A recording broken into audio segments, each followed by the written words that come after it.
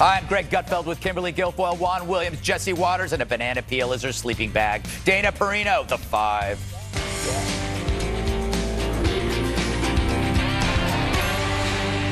It was a sitcom without the sermon. How could you have voted for him, Rosanne? He talked about jobs, Jackie. He said he'd shake things up. I mean, this might come as a complete shock to you, but we almost lost our house the way things are going. Have you looked at the news? Because now things are worse. Not on the real news. Oh, please! You kept saying what a disaster it would be if she got elected and how I wasn't seeing the big picture and how everything was rigged. And then I go into the booth and I voted for Jill Stein. Who's Jill Stein? Some doctor. Perfect. The Rosanne reboot aired last night. It was huge. 18 million people watched. And sorry, Stormy, this other Trump woman trounced your interview in the key demo. I watched the show. It was messy and raw, but it was also funny, meaning it was human. Each character was likable but flawed. The anti-Trumper was irrational. The pro-Trumper was sloganeering. And here's a first. Hillary was off her saintly perch. And Jackie thinks every girl should grow up and be president, even if they're a liar, pantsuit on fire. I think we know who's liar and who's on fire, Rosanne. So why is this so refreshing? Well, people are desperate for a real reflection of the political discussion, minus the biased framing from Hollywood and the media. Both left and right were present on the show, but neither were based on their adversaries' worst fears. In Roseanne's world, disagreement doesn't make you an enemy. Unlike her lefty peers in Hollywood, she found a way to shrink the political tribalism, replacing demonization with dialogue, which means it could only upset those who need division to keep their fading name in play, meaning Tom Arnold. Yes, after I tweeted about the show, saying it's the most honest assessment of recent times that isn't found in your own house, the has-been used his angry, stubby fingers to tweet, "We sure as F aren't going to find it at Greg Gutfeld, Fox News." Now, I don't know poor Tom, but we all know a poor Tom, a faded relic who lashes out at the mere thought of an ex doing well. It's that old rule. If you're upset someone's successful, it's because you aren't. But play nice, Tom, and maybe you'll score a bit part as a washed-up comic playing the Laugh Chop in Calgary on April 29th. See how nice I am? I actually plugged his gig in April, Tom Arnold. He really has one. Yes, he does. He does. April 29th. Tom, you owe me that. I demanded People will stampede. Exactly. All right, this is a pretty 18.2 million viewers, Dana.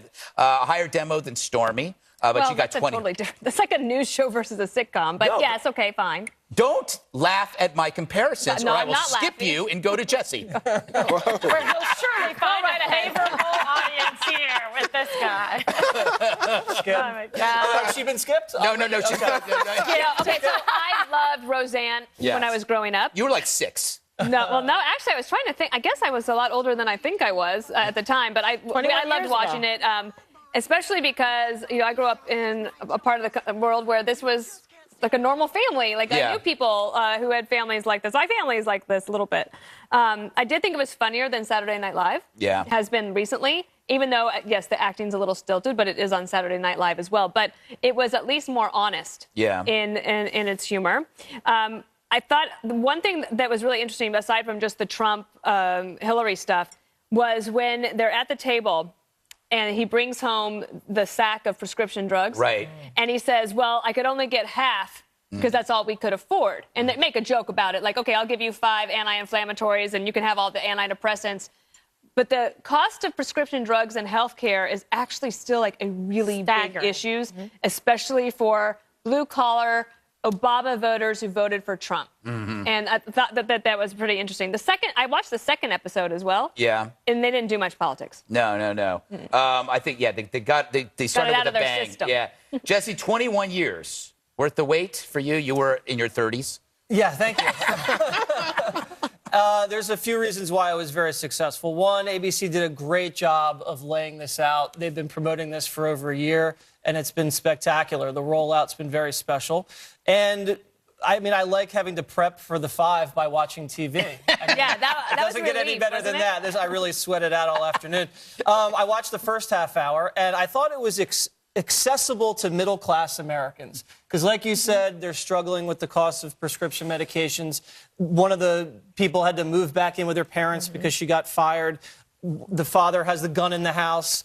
And, you know, it's just a stressful kind of, you know, middle-class, lower middle-class background, which has been different because over the years, you've seen sitcom families grow richer and richer and richer, while the average family in America stays the same. So that was nice that not everybody had like a $3,000 suit and lived in a penthouse in Manhattan.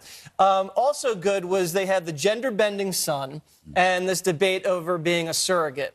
And usually those topics in network sitcoms are celebrated and they're normalized. But in this case, people are struggling with it and they're grappling with it, but they're doing it with humor and they're doing it in an open-minded way. And I think that's the reality to about 90% of the American people. The woman's marching sister with the pink cat, the nasty woman, is fantastic. And it's very balanced because this is the only time you've seen a conservative protagonist where she's not mocked on network television. And the sister gives it right back to Roseanne. I thought the jokes were relevant and pretty cutting edge. You have Obamacare jokes, pantsuit jokes, Russian jokes, fake news jokes.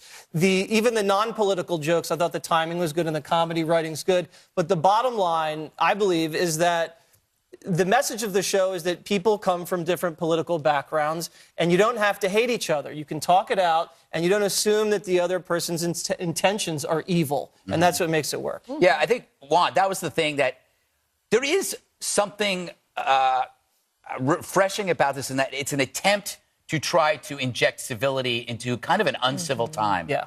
Sure. And, you know, it's good to see people presented on national TV in this way. And you know, to me, it's good news for conservatives. I think conservatives had always complained. I think on this show, Kimberly has said, why isn't there a late-night talk show for conservatives, right? So here we have a sitcom for conservatives. The conservatives can say, hey, that's a reflection of our values and who we are.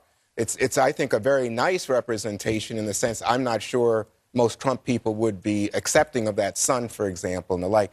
And I love the joke about Jill Stein because I know people like that. Really, people who say, oh, yeah, you know, I don't know about Hillary, and so I voted for Jill Stein. You think, you wasted a vote in North Carolina for Jill Stein? Oh, my God. Anyway. I mean, Democrats believe Jill Stein cost the election. Well, I don't know that she cost the election, but boy, she drained a lot. I mean, to me, it's just crazy. But I will say, I think... Has she been speaking to the Russians? There's a collusion for you. No, that's true. Yeah, that's my point. Like, it's so ridiculous. They're like looking and they're barking up the wrong tree. Yeah, but I think when you look at this, at these people talk, I really agree with what Jesse said. You know, they're arguing politics in such a way that it's refreshing. That they hadn't talked for a year is the setup for this. That the sisters hadn't talked for a year. The sister comes back, and now at least they're engaged. And I know this from my own family because I've got Republicans in my family. That you know what. You don't need to always be like finger pointing and screaming at each other. I mean, there are lots of opportunities, and I think that this show is good news for everybody. Well, you know, you bring it. Everybody has Jackie. That's the left winger in their family. If you're a conservative, you might have that, and if you're a liberal family, and I have friends who have Roseanne's in their family. Yeah, and so I'm my Roseanne. You're Roseanne, exactly. Yeah. Kimberly, what did you make of this? Yeah, I think she's very funny. I've always enjoyed her comedy and the sense of humor. She's better at acting than she is at singing, that's for sure. Oh, I forgot about Remember that? Yes. Yes. So she's more than made up for it. She demonstrated her patriotism, showing some love for the president on the show. And I think it is very interesting that you do have a lead in a major, comedy show that is conservative and it works. So maybe the television industry should pay attention from those monster ratings that she was getting. I think it's one to watch in terms of let's see how the show kind of progresses along and what kind of the rating pattern and history and trajectory is going to be. Well, Jesse says that they didn't do politics in the second segment, so maybe they're going to be less political. I thought it was funny when they made fun of fake news. Yeah. Yeah. Not on the real news channel. It was actually me. I actually was the slouch that watched the second hour, a half hour as well. it's not that it just wasn't as blatant in terms of the politics, but they are talking about the issues. There's the bullying that goes on for the grandson and how to deal with that, as families are dealing with that. The knife. It's being underemployed. You want a job. There's 50 people in line to try to get the job that you want, and it's just those types of things are interesting. And Jennifer Palmieri, who was the communications director for Hillary Clinton, she was on the 2 o'clock show today, and she has a new book out, and she talked about Hillary Clinton. Why the book is not just about why she didn't win. But Roseanne Barr, in one of the parts, she says, well, I voted for him because he talked about jobs. Mm-hmm. And it really does come down to that. If you're looking at those very narrow margins in Wisconsin, Michigan, not necessarily, I think Pennsylvania was gone away, but Michigan and Wisconsin for sure, that narrow slice, if she had just talked about jobs more, it might have put her over the edge. But then they say, oh, it saved the House. Did she say it saved the House? The House was at risk. Is that what she said? And I thought to myself, now we're in the fiction world, because, I mean, did that really change the number of jobs in Elgin? I think that the whole thing is based on a town in Elgin, Illinois. I just don't see that all of a sudden left behind Rust Belt cities have been revived in the year and a half. I did want to ask you, Greg, I know we got to go in a second, but these types of reunion shows don't always work. No, they don't. Right, but this one Fuller House was a bomb, I think. Fuller House on Netflix. But Because they didn't go political. Yeah. You do kind of wonder what characters that you liked from 20 years ago, like what would that character be like today? Yeah, you could see it. Boy, Friends would be interesting.